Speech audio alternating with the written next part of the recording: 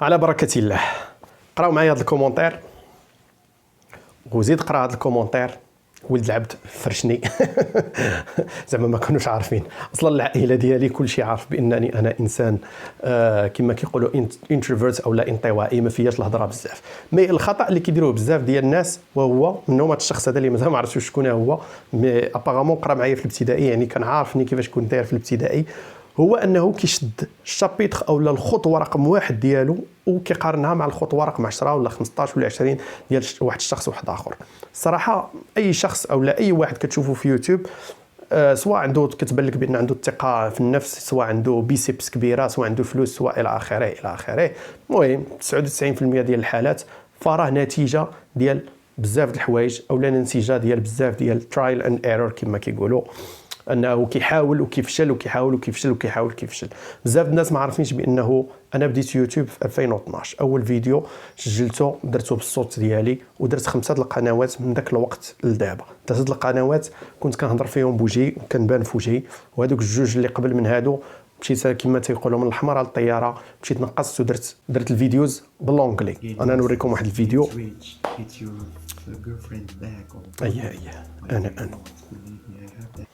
الا لاحظتوا كنهضر بشويه وراني ما ناقصش من الصوت، راه كنت كنهضر بشويه في ذاك الفيديو لان اول فيديو كنت متيقن بانني غادي نبوستيه وكنت حشمان من راسي، كنت مخلوع من راسي مرعود. هذاك الفيديو اصلا راه شي 6 شهور ولا عام واقيلا وانا كنخطط له وكنسجل ونطفي ونسجل ونطفي. وديجا راه كنت هضرت في واحد الفيديو على انه كنت سجلت الفيديو ولاغد ليه تسرق لي التليفون، وموراها بقيت شي 6 شهور وانا كنتقاتل مع راسي باش نقنع راسي بانني نوض نسجل.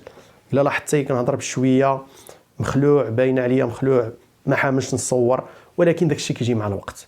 اليوم غدا اليوم غدا 1% كتزيد كل نهار حتى كتولي كترتاح قدام الكاميرا، كتهضر بكل اريحيه. كندير هكا ندير هكا، نمشي نقز، ندير اللي بغيت. ما مسوقش للبنادم لانه عارف عندي واحد الرساله وعندي واحد الميساج باغي نقوله. داكشي علاش غادي نهضروا اولا على 5 د الحوايج اللي عاونوني نطلع الثقه في النفس. بالنسبه لي انا هذه الحاله الشخصيه ديالي او لا القصه الشخصيه ديالي.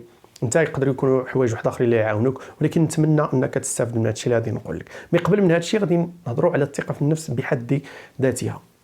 بزاف الناس كيخلطوا الثقه بالنفس او لا انعدام الثقه بالنفس مع واحد الاشياء الاخرى اللي منهم الحشمه، منهم انتروفيرت يعني انسان انطوائي، ومنهم انك تكون ما يسمى عندك مشكل ديال السوشيال انكزايتي ولا الرهاب الاجتماعي. كل شيء عنده الحل الحمد لله. الحشمه اولا ماشي مشكل. الا قريتي السيره الذاتيه ديال بزاف العظماء منهم الرسول صلى الله عليه وسلم غادي تسمع بانه كان عنده الحياء ولا كيحشم بالعربيه، ولكن من كيجي الحق او لا من كيجي انه يوصل الميساج اللي خصو يوصلو فراه ما كيسوقش وكيقول داك الشيء اللي خصو يقول. وهادشي اللي بغيتك انت دير، واخا تكون كتحشم خصك تقاوم وتقول داك الشيء اللي عندك وباغي تقوله. اوكي نهضروا على 5 د الحوايج اللي عاونوني. اول حاجه عاونتني بزاف بزاف بزاف نطلع الثقه في النفس وهي لونطريمون. راني هضرت في واحد الفيديو بانني في 2010 كنت تبليت بالفيتنس، تبنيت بلونطريمون. ودايوغ اول قناه بديتها كنهضر فيها بوجهي راه كانت على الفيتنس، على واحد الريجيم اليمونتير كان سميتو الكيتو جينيك دايت. في 2017 كان مازال ما انتشرش داك الشيء في المغرب. دابا نوريكم القناه شي نهار. يعني الفيتنس يعني كتشوف وجهك اولا كتشوف الذات ديالك كتبدل، فراك كتبوستا بالثقه في النفس لواحد الدرجه لا تتصور. كتشوف راسك بانك قادر تنقص الوزن ديالك، يعني قادر تتحكم في الذات ديالك. سورتو لا كنتي بحالي انسان اللي سنين وسنين وانت كتعاني سواء كرشك مدليه سواء ما عندكش العضلات الى اخره الى اخره. كتنوض كتقاتل كتريني كتهز الثقل، كتشوف راسك نهار على نهار كتقدر تهز واحد الثقل ما كنتيش كتقدر تهزو. نهار على نهار كتشوف راسك في المرايه كتشوف شي عضلات اللي ما عمرك ما حلمتي تشوفهم. بيان سور عمري ما وصلت لشي بادي ولا شي بادي شيب اللي ماشي في شكل ديال شي بطولات ولا شي حاجه، ولكن بالنسبه لي وبالنسبه لشكون انا فرا داك الشيء كان شي انجاز تاريخي اللي خلاني انني نتبوستا بزاف من الناحيه ديال الثقه في النفس. ثاني حاجه وهي ما يسمى بمعرفه الذات او لا سيلف اويرنس. منين كتعرف راسك، كتعرف الحدود ديالك والحدود ديال الشخصيه ديالك، وكتعرف المزايا ديال الشخصيه ديالك، فراك ما كتبقاش تسوق بزاف للناس. كتقول انا انطوائي، انا انطوائي، انا كيعجبني نجلس مع راسي اكثر من اللي كيعجبني نجلس مع الناس، انا كيعجبني. يعني ما كتبقاش عندك داك المشكل ديال نتحرج مع الناس، لا خصني ندير هذه خصني ندير هذه. الناس اللي العائله ديالك والمقربين كتكون مفهمهم وعارفينك الشخصيه ديالك، عارفينك الحدود ديالك، بانك مثلا هتجلس سورتو مثلا مع العائله، انه ضروري خصك تجلس مع العائله، هتجلس واحد ساعتين 3 سوايع، فرا الانرجي ديالك كطيح، غيعرفوك بانك اللي ساكت وبانك جالس وشاد واحد الكوان وكتشوف التلفازه وكتفرج، اولا كتهضر مره الى اخره. يعني ما كتبقاش هذاك واحد العائق بالنسبه لك.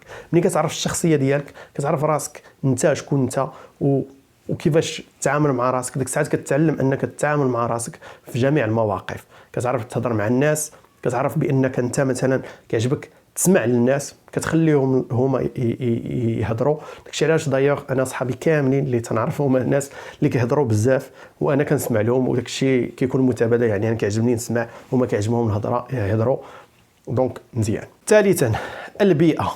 الا تحطيتي في واحد البيئه اللي ديما الناس كلهم فيها حشوميين، ما كيعرفوش يهضروا، ما كيقدروش يهضروا، ما كيديروا حتى شي حاجه، فتيق بيا تبقى ديما هكاك. باغ كونطخ الا تحطيتي في واحد البيئه اللي فيها ناس كما كيقولوا عليهم بولد، يعني جريئين، فراه ضروري تقاس بداك الجرأه ديالهم وتقاس بداك الثقه النفس ديالهم، بداك الكاريزما ديالهم. يعني كنصحك انك تشوف واحد لونفيرونمون، سواء في قرايه، سواء في خدمه، سواء الى اخره. وحده من الحوايج اللي عاونتني بزاف انني نطلع الكوميونيكيشن سكيلز ديالي هي انني في 2009 كنت خدمت في واحد السونتر دابيل واحد 8 شهور. وراك عارف الناس اللي كيكونوا خدامين في سونتر دابيل كيكونوا الهضره. واخا انا ما كنتش في الكاسك داكشي، كنت انا في السيرفيس تكنيك، ولكن الحمد لله تعاونت في القضيه ديال الكومونيكاسيون، تعاونت كيفاش نهضر مع الناس، كيفاش نجيري دي سيتوياسيون اللي في شكل الى اخره. دونك لونفيرونمون، حط راسك في دي زونفيرونمون ولا مع ناس اللي غادي بوشيوك انك تخرج من داك القوقعه ديالك. لان الا بقيتي ديما في بلاصتك اولا ديما مع داك نفس النوع ديال الناس اللي كتجلس معاهم، فراك ديما تبقى حشومي انطوائي، عندك مشكل ديال السوشيال انكزايتي الى اخره. رابع حاجه عاونتني بزاف وهي كيقول لك الا بغيتي تتعلم تعوم خصك تلاح في لابيسين. فنفس القضيه، الا بغيتي تتعلم الثقه في النفس فخصك تحط راسك في مواقف اللي تحتاج فيها الثقه في النفس، منهم يوتيوب مثلا، انك دير فيديوهات. انا كنت محشومي كما قلت قبيله، دونك زعمت. يعني رابعا هي الزعامه، خصك تزعم وتلاح. الا بغيتي تعلم تعوم راه خصك تلاح، تبقى تخربق بق واحد شويه حتى كتعلم الى اخره. امبوسيبل نجي انا في هذا الفيديو ونقول لك الا بغيتي تتعلم كره شنو دير، عمرك ما تتعلم. ضروري خصك تمشي للتيران وتجلس تخربق، تباسي، دريبلي، دير الى اخره باش تتعلم. يوم على نهار، نهار على نهار، كتزيد داك 1%. كيقول لك ديما حاول تحسن راسك غير 1% كل نهار، فمن بعد واحد الاعوام تلقى راسك تبدلتي كاريمون، الشخصيه ديالك تبدلات الى اخره. خامسا، هذه تقدر تكون هي اهم حاجه واكثر حاجه غادي تعطيك من فيها، وهي التدين او التقرب من الله سبحانه وتعالى. ملي كتعرف بان الله معك ما كتبقى كتهتم حتى شي حاجه.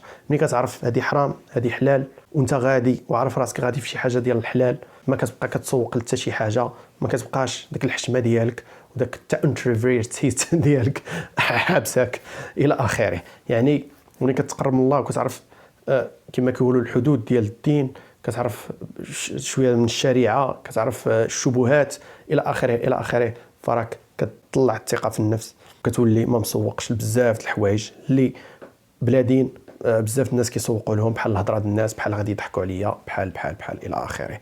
كتفهم بانه شنو ما درتي، شنو ما كنتي، طرتي نزلتي، كانت عندك الثقه طالعه، كانت عندك الثقه نازله، فراه شي نهار غادي يجيو الناس وغادي يضحكوا عليك وغادي يسبوك. ونلتقي في الحلقه القادمه. ما عرفت هذا الفيديو فوقاش غادي نحطو، مي راح قربنا ل 300 متابع، و300 متابع عندي شي حاجه مهمه بزاف غادي نقول لكم في الحلقه الجايه ان شاء الله. علاش تابونا، بارطاجي يا مواطن، وتهلاو في راسكم. ولا عندك شي ميساج خصك تقولو زعما الانسانيه، زعما ماشي ليا لا عندك شي ميساج خصك تقولو للانسانيه، زعم تاكل اللحم. تهلاو.